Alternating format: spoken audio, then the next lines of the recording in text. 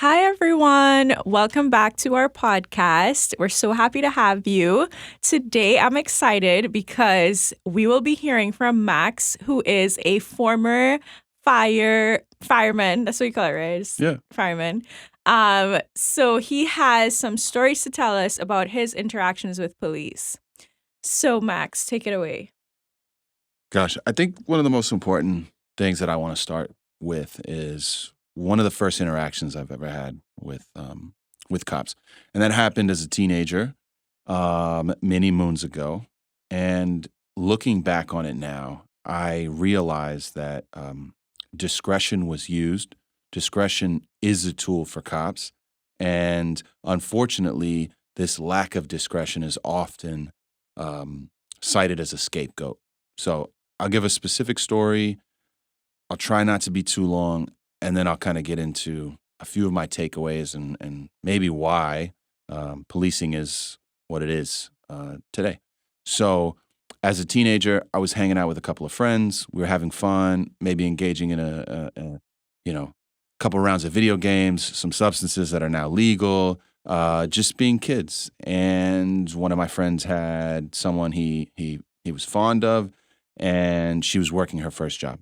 So we get the phone number and we realize that she answers the phones there. So we make a couple of phone calls. My friend goes first. We have fun with it. Everyone laughs. We hang up. A few hours go by. I come up with another idea. We call back.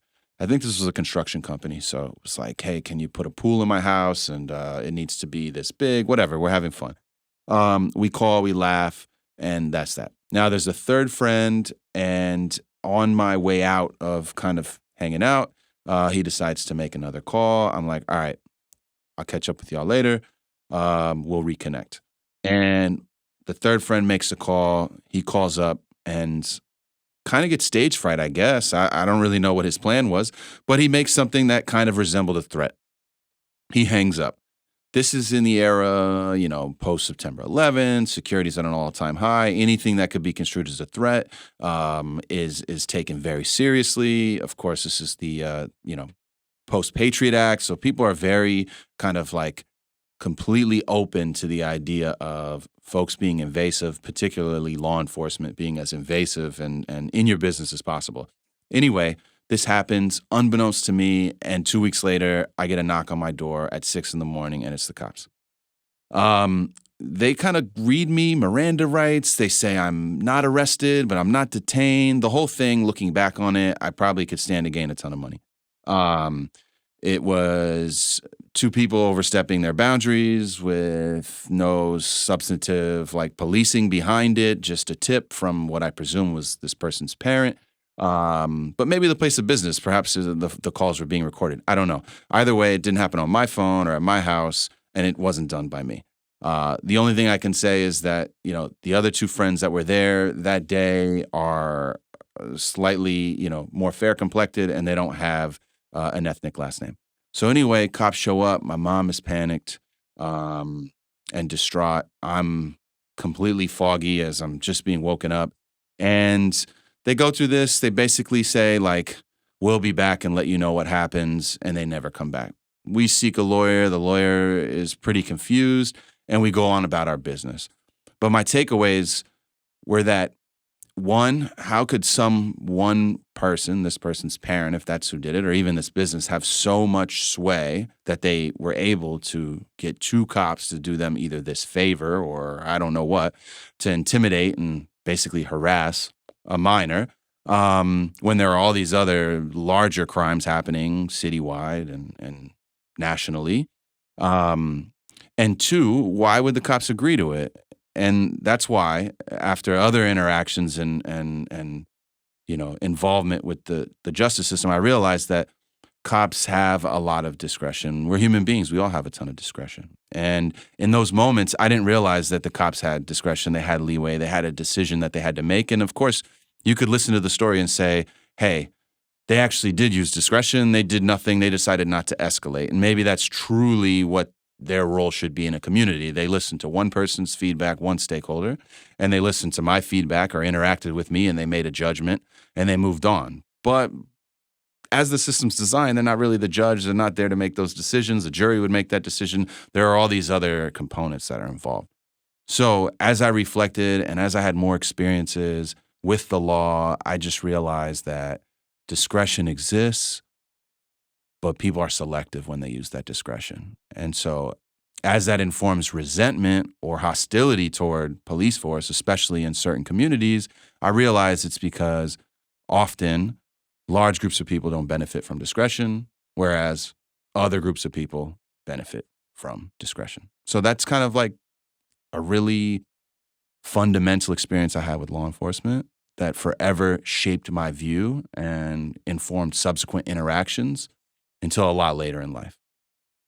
So you're saying the cops came to your house and not to your friends' houses? No, because obviously the second they came to my house, I called my friends like any good friend would do and said, hey, the cops are here. They're on their way. And they never showed up. And obviously when I called, they said, yeah, no one ever came either. So I was their first and only stop that day and in the days following. And basically, we sent, I don't even know if we sent a formal request. I think we just waited to see if paperwork or something would happen. And after about 24, 48 hours, we realized that this was maybe an attempt at a scared straight moment. And we realized we were all in the clear. But again, back to discretion, why wouldn't maybe the parents talk? We're all minors here and say, hey, I think, what your child's doing isn't right. And please, talk to them. As a parent now, that's what I would do.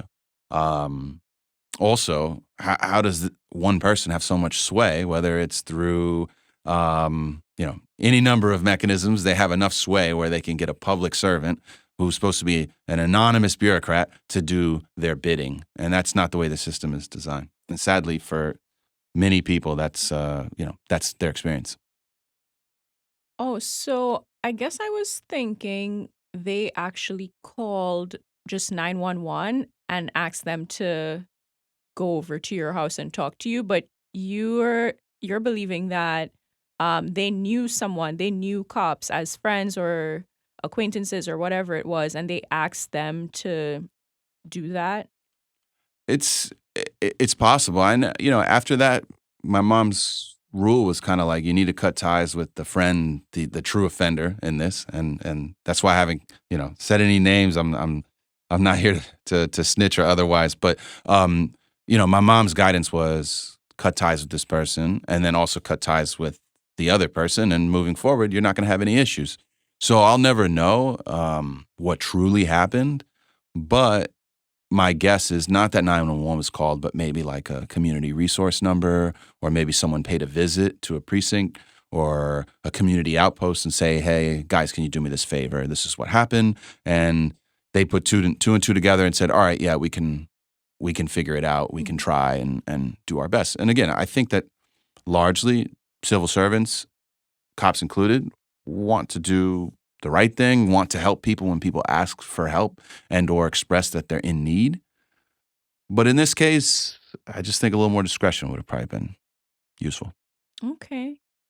I think it's interesting that they showed up to your house. They didn't show up to your wider friends' houses. Yeah. And I think that's a common theme in policing in North America that is very problematic. The question of, do the police treat different groups differently? And again, is it implicit bias or is it intentional? And from what I've read and researched and just what I've been observing, I feel like it is both. It's both intentional and sometimes implicit bias. And I don't feel like it's taken very seriously, that it's sort of not an issue that's worth national constant Yeah. critique and analysis and what are the solutions. I think it's just, oh, there's a few bad apples on the force, Yeah. but this is a pattern that keeps happening. This is a pattern that is entrenched, that's also been studied. We're going to talk to a few experts and see what they have to say about it. But I think the fact that we don't treat it with the importance it deserves, it's doing a disservice to people like you Sure. who have had these experiences with police and been traumatized by it in varying degrees because, maybe yours, it didn't end in violence, it didn't end in escalation, but there's people that their interactions with police for something they did or did not do have ended in police brutality. Of course, it could have ended. It could have ended poorly. It certainly could have. And I think in this case, I mean, I don't know how much advance information they have before knocking on my door and how motivated they are to pursue this based on advanced information. So I can't make that claim. But what I can flag is that this was in an era where there was no discourse surrounding the kind of idea about white neighbors calling the cops on people of color, right? So it likely never occurred to the person who decided to say, all right, this is the person I want to go after. But that is a very valuable discourse that I think is informing just a larger discussion on policing is when is it appropriate to engage law enforcement? And that's why you see these other resources, community resources, mental health services, counselors, anyone that can and will de-escalate situations and divert people away from the justice system. I think those are positive resources and need to be used more often. Only because policing is but a tool in a larger kind of arsenal of tools that we need to address challenges that we face together as a community and society. So that's the one thing I can't in this particular situation comment on it other than it felt bad, and I'll never forget that feeling. Whereas things were escalated with me, and I don't know, maybe a phone call was just made to the other parents. Maybe there was a feeling that they could level set with the other children and the other parents, or maybe they just frankly didn't care, or they saw me in a different light. Right? I mean, you look at situations like the exonerated five and some of the labels applied to those children. Terrible, but it's hard and while it's hard to process, we just know that exists where people see adults in certain kids and they see kids and innocent people in other groups. So yeah, I left that situation feeling like let down, and this is, as someone who's not only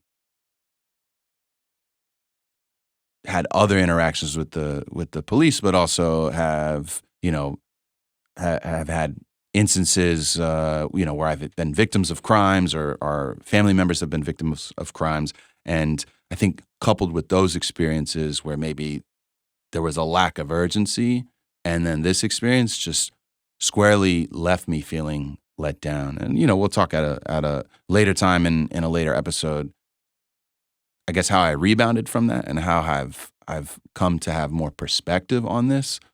But in my most immature or less developed moments, I struggle to ever abandon this experience. And, it stuck with me for a really long time. Mm.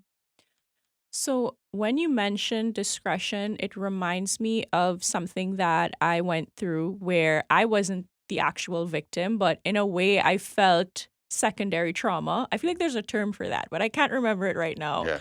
Um, so I was at home. I used to live opposite a women's shelter in East New York.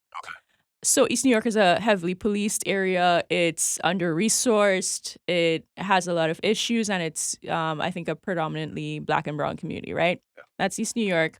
The shelter opposite always had some kind of drama going on, some kind of conflict. Police were regularly called. But one day, it was 1 a.m., and I woke up and there was commotion outside the window. I looked outside, and this lady, she was in a conflict with the security guards at the shelter, and they were trying to kick her out and tell her, like, leave. And she's saying, no, my stuff is in there. I need my bag. I need my pink bag. Give me my bag or I'm not leaving.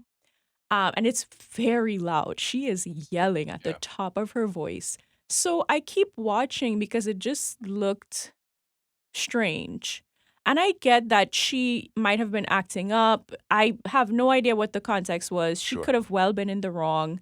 And some of the things she was saying was definitely insulting to the security guards. Like there was a black male staff worker there, and he actually wasn't a security guard. He was an actual worker in Yeah. the shelter. And he's going back and forth with her, and then he starts like physically pushing her, and she starts getting in his face. And then he started swinging at her, swung completely, and starts fighting her. She ends up on the ground. And then she's screaming bloody murder. And she's saying, call the cops, call the cops. He just assaulted me. Yeah.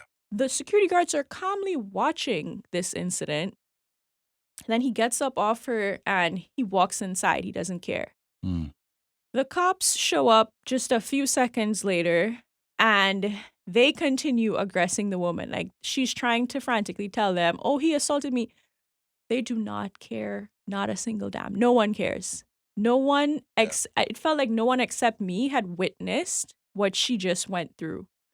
And I felt appalled at the lack of care for this Black woman who is going through whatever in her life to make her end up at a shelter.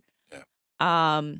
And maybe she's having an episode. Maybe she just is angry and is expressing it in not the best way. I don't know, but all I know is that it was wrong for a staff worker, a male, to hit a woman and for the police to just ignore that, for him to get off scot-free, and then for police to then immediately view her as the problem and treat her that way. So they started kind of pushing her around too and telling her, yeah, it just looked bad. And I was like, I can't just sit here in my room. I have to do something. And I wanted to record on my phone, but my phone was dying. I was like, great, yeah, now I gotta go in person. Yeah. Great. But I just prayed. I was like, God, I have to do this right now. Yeah. If I don't do this, I won't feel like I'm a brave person. And there's been moments where I've seen cops interacting with people. I just mind my business, walk away because I don't even, what am I going to do? You know? Sure. And it wasn't as extreme as what I was seeing through the window. So I put my coat on and I went down there. I didn't know what I was going to say or do. Wow. I knew I could also be violently attacked, and I knew anything could happen, and that was just a risk I was willing to take. And that was a really significant moment because when I went down there, everybody was confused. Like, who is this? Because I just walked onto the grounds and I was like, hey, why are you treating her like this? And by that time, they threw her onto the pavement outside. She was on the sidewalk, face down, screaming. One officer had his knee on her back. Yeah. Another officer had his knee on her leg. Another one was around, like they were pinning her down, and she was screaming and saying, I'm in pain, I'm in pain. And I said, you're hurting her. Yeah. And he said, no, I'm not. I said, yes, you are. She's screaming. She's saying she's in pain. Yeah. And they just didn't care. And they were like, wait, who are you? Why are you here? And then one of the other shelter workers started asking me, why are you here? You're trespassing. This is private property. Why are you trespassing? And another thing I witnessed too that really shook me, at one point, the lady, like before they pinned her on the ground, at one point the lady spat at one of the officers, and he was so disgusted, but it didn't feel like just a disgust of, it is gross if anyone spits at you, right? But it just felt like this scum of the earth, like this, how dare she spit at me? Ew. Like, because for them to go from pushing her around, she spit at them, to then they put her on the ground. They violently took her down. And I felt like it showed this sense of disdain for people like her. Yeah. Because I immediately thought, if it was a white woman, she would have never been treated that way. And I saw myself in the woman too, like that could have been me. If I didn't have the education I do, if I, God forbid, get on drugs or something, not saying she is, but, there's circumstances that lead people to these situations where the cops could consider you as just Yeah, of course. collateral. You don't get to remove someone's humanity just given their circumstances. Yeah, I mean, it's unfortunate that the 911 system is set up in a way where like cops deserve as much information as possible. You know, that's going to help them mitigate whatever issue they're responding to. However, sometimes that information can color a scene in a way that makes one person look better than the other, and yeah, they lack that discretion to say, "Hey, I'm just the equal person here, and maybe both parties deserve to go to jail." Um, And but generally, like the justice system's really messed up, right? There's not a retributive answer in that situation. There's like a very large restorative answer, which is how do we mend whatever this woman's going through, and how do we ensure that it doesn't happen again in society? Like that's longer than what probably those cops have in terms of an 8 to 2 or 6 to 2 p.m. shift or whatever. yeah. Just And say, the EMTs came too, and they were looking on. Everybody was just looking on, and yeah, she was villainized. She was the bad guy, and they were brutalizing her. She's crying. She's distraught. yeah, And she's saying, why are you guys treating me like this? Somebody do something. And I felt like I was the only witness to that. And it also reminded me of George Floyd, honestly, like to see multiple officers kneeling on someone. And I realized that if I was there on the scene yeah, of George Floyd's murder, I too would have just stood by, scared, not sure how, like, if to physically intervene. yeah. And that kind of sucked Mm-hmm. to think that, oh, this is where my bravery ends. It ends where my physical safety begins. But Sure. is that right? And how could we as society just watch just because cops have this power, this authority to kill people in front of our eyes Yeah, or to physically hurt them in front of our eyes? That's insane. yeah. Even like you said, being a third party to that, you have to witness that.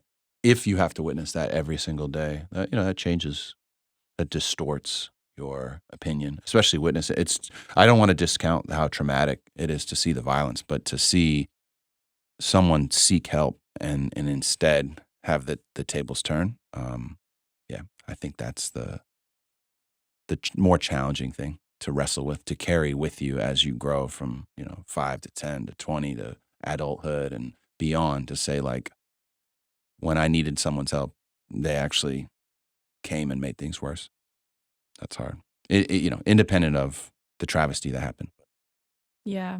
But But I did write a letter to the nonprofit that owns the shelter, okay. and I said this staff member assaulted this lady that comes to your shelter, and I'm sure it's not documented. Yeah. She just went with the ambulance. The police then came and further traumatized her. Like, you Sure. guys need to talk to your staff, because I don't know if it's not explicit that male staff members should not hit women that come to a women's shelter, but Yeah. No, buck up on that.